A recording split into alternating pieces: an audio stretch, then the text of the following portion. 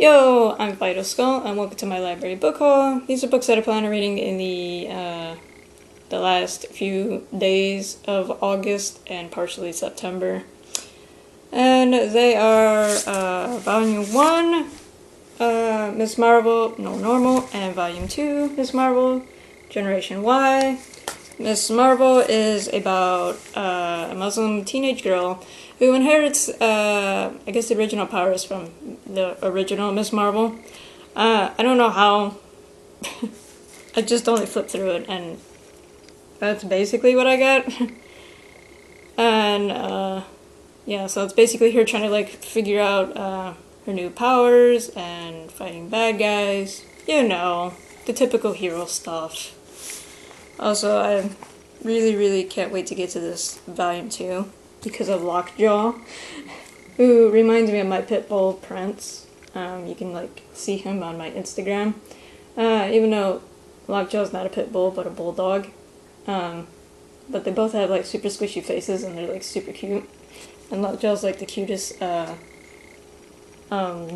in the Marvel Universe. It's a shame that he's not in any of the movies. It's just a shame. Oh well.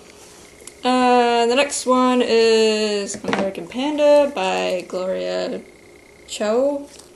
I don't know, I'm probably not saying that right. It's about a Taiwanese girl named May who's in college, and her parents want her to be a doctor, but she does not. She does not like germs. And she falls asleep in her biology class, and she has a crush on a boy who is definitely not Taiwanese. And judging from his last name, I'm assuming he's Japanese.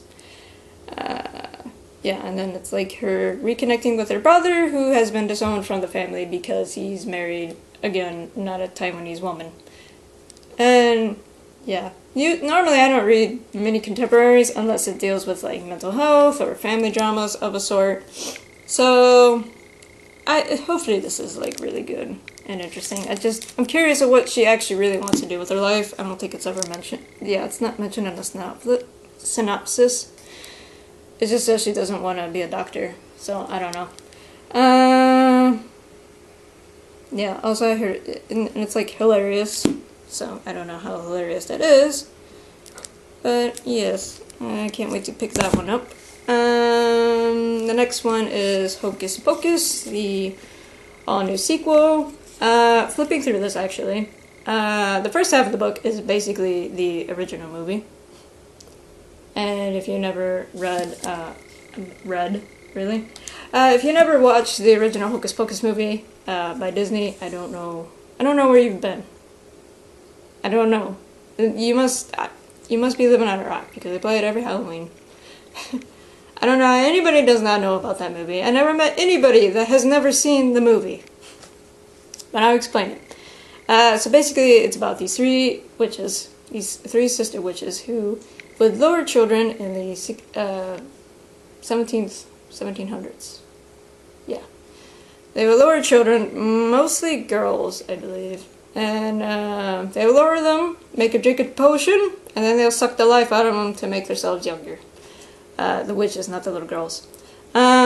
So they end up getting caught, obviously, and before they get hung, the oldest sister, Winnie, ends up putting a curse, more like a spell, that if a virgin comes by and lights the black flame candle, they would return from the dead, and that's what ends up happening in the 20th century, 1994, where Max, who is the main character, and his sister, and then his friend from school, who ends up becoming his girlfriend. I say that because, obviously for the sequel part. And they Max ends up lighting the black flame candle. And they come back.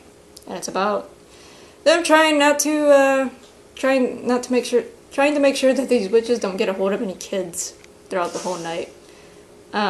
Also, there's a talking black cat named Binks.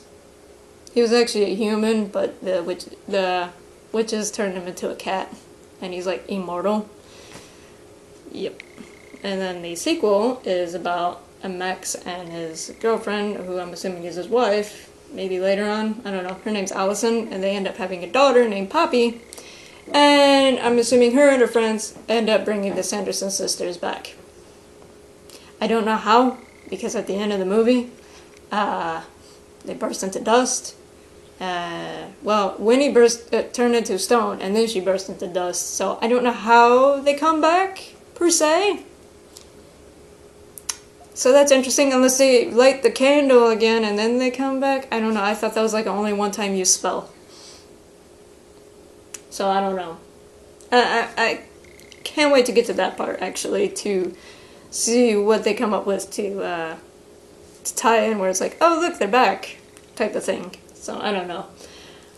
So yeah, I normally would have probably wait to read this for Halloween, but I think my library finally had it, and it's like, I've been in a kind of a Halloween mood right now. So this is a good one to read. So I can't wait to get into this one. Yeah.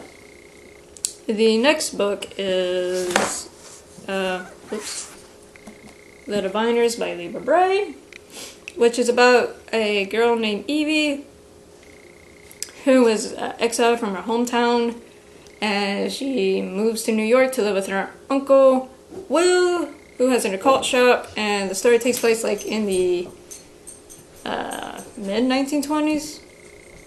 Yeah, 1920s. 1926. Thank you, Prince.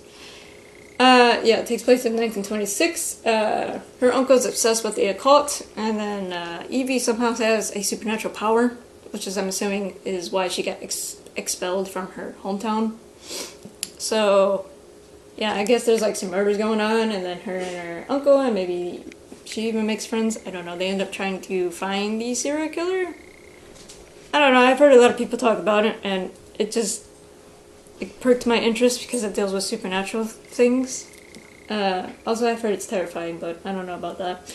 Normally when I read books where it's like, oh, it's super terrifying, it's like, it's not terrifying. It's not. I don't know. Maybe because I'm immune to horror, because I grew up with it. I don't know. The book has to be like just right. So far I've only read like 2 books that actually truly terrified me, and that was The Pricker Boy by Reed Scott Weinman and Pet Sematary by Stephen King. Those are the only 2 books that actually truly got me. Yeah, so I don't know if this one's gonna get me or not. Yeah. Like I said, I'm in a Halloween mood. It's like, there's only like 2 horror books here. Of a sort. Actually, yeah. Hocus Pocus is not really horror, what am I talking about? It's like, you know what, never mind. I'm just ready for Halloween, okay? The next one, well actually the next 4 are mangas, and they are My Neighbor Siki by Takuma Morishige. Don't know if I read that right. So it's about this boy named Siki, who is always goofing off in class. If you can't tell. He's making a Mount Fuji diagram. And, yeah, so apparently his neighbor's the only one that notices. It's like nobody else notices. And because of that, she's always noticing her grades are suffering, so he's always, like, doing whatever, like, either, like, playing games or making dioramas or other projects. And she just can't ignore him, and she ends up paying attention. Like I said, her grades suffer. And I just like to know how she's the only one that notices, and nobody else does. Like, I just want to know. So this is volume 1. They have volume 2 at the library, but I wanted to read volume 1 first to see if I actually like it. And then if I do like it, then I'll pick up volume 2, but I don't know if those are the only 2 copies that are actually, out now, or those are just the 2 copies that my library owns. So I don't know what happens if I end up liking this, and these are only 2 volumes I'm going to be able to get a hold of to read. Well, I guess I could read them online. I don't know. Then again, I'm kind of too lazy to do that. Oh well. So I can't wait to read this to see how all this turns out. The next one is Full Metal Alchemist Volume 1. Yeah, this is the hardback edition, which is like super nice. This is like new too. So this is about two brothers, and okay, so it's about two brothers. Their mom ends up dying, and they end up trying to resurrect their mom by doing alchemy. It does not turn out right. Edward ends up losing his right arm and right leg. His brother, Alphonse, ends up losing his whole body. And Edward again ends up doing alchemy, and his brother's now a suit of armor. Walking suit of armor. There's no body in there. It's just him walking around in a suit of armor. And basically they're on the hunt for the Philosopher's Stone to try and get the original bodies back, I believe. Yeah. It's actually really good. I'm just not really good at summaries. Okay? It's really, really good. Okay? It's very good anime. I haven't read the manga, so I don't know. Obviously the manga is probably even better. But I do know the anime is really good, and it's touching, and there are some messed up elements in there. Like, no, not even gonna say it. It's a bit of a spoiler, really. Even though this series has been out for quite a while, but I feel like it's kind of a spoiler if I tell you. But there's some interesting bad guys too, because they're all based on the 7 deadly sins. Glutinous is probably the grossest one out of all of them. Because he just does nothing. He wants to just eat all the time, and he's just the grossest one. Yeah, just thinking out of it now is just, ugh. Yep. So this is actually pretty good. The manga, I'm not sure. I just know the anime is good, so it's good. Okay? And then the last two are One Punch Man Volume 1 and Volume 2. So, again, superhero related. So One Punch Man is about a man named Saitama. It starts off where he's like 22. He's already tired with life. It's already done. Long story short, he ends up training. He trains so hard, he goes bald. And then he becomes the strongest human on Earth. He's able to defeat any enemy with one punch. Any enemy. So if Superman were to appear in this realm, Saitama would win. Let's just put it that way. So yeah, he's kind of, again, he started off in his depressive state, got out of his depressive state, is back in his depressive state because now there is nobody stronger than him that he can fight. And it's hilarious. It's a hilarious anime, and I haven't read the manga yet, but if the anime's hilarious, obviously this is probably going to be hilarious too. Camera, focus. Yeah. It's too good. It's too good. It's very clever. It is kind of like a parody, though, of the whole, if you haven't watched or read any manga with, I guess, superhero aspects where, like, the protagonist is strong and that's, like, nobody can beat them, even when it seems like, oh, there's a strong villain. Oh, look, they might actually get defeated, and it's like they do, but they somehow always end up coming back and then beating the villain, and they become a hero. Dragon Ball. Nothing against Dragon Ball Z. It's just that's probably the perfect example, actually. It's because Goku's like strong, even though he's an airhead. Even though there are times where he dies from a villain, but he ends up coming back to life, and then he beats the villain. I don't know. And it's just, it's kind of like a parody on that. So it's actually pretty cool. Actually, the creator of One Punch Man didn't expect this to be popular. I think it was supposed to be like a one-shot thing, but it became super popular, so now it's like a series. I think there's only going to be like 15 not mangas in the series, I think. I don't know. I don't think he planned on dragging it out, actually. Yeah, so it's not like one of those crazy manga series where there's like 300 volumes of it, like Bleach or One Piece. Yeah. So, yeah, so that's the end of my library haul. There's also another book I actually plan on reading. It's not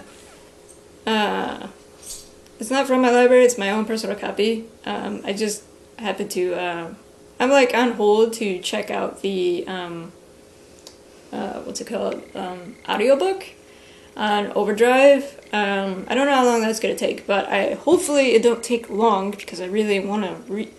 I've had this book for so long, and I really want to read it, but then it's like I've got all these, and it's like, well, I'd rather listen to it.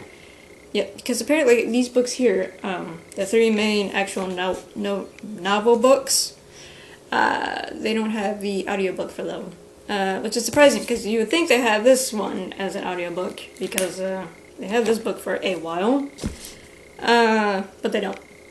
And that book is Howl's Moving Castle by Diana Wynne Jones. I've only actually seen the movie, the Studio Ghibli movie. So, like, I've already known they're both different, but I'm curious of how different.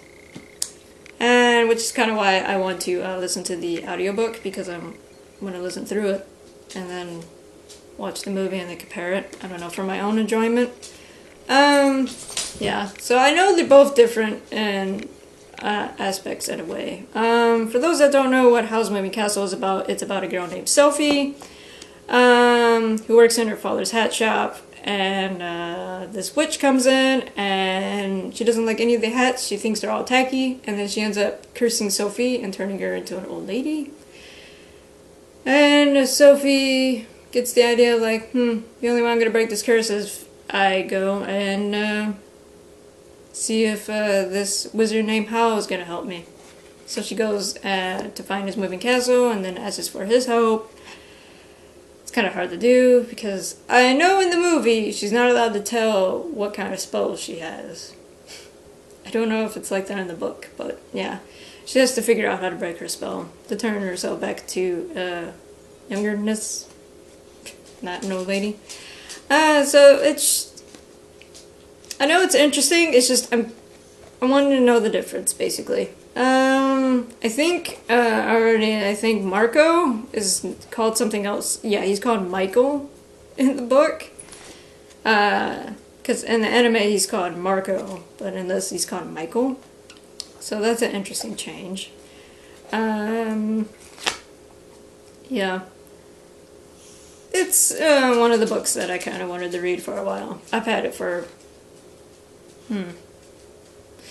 maybe since 2013, but I never really picked it up because I don't know, it's fantasy, it's like high fantasy in a way. Yeah. So this is actually the end. So these are the books that I plan on reading for the partialness of August and September. And, yep, that's it. Bye!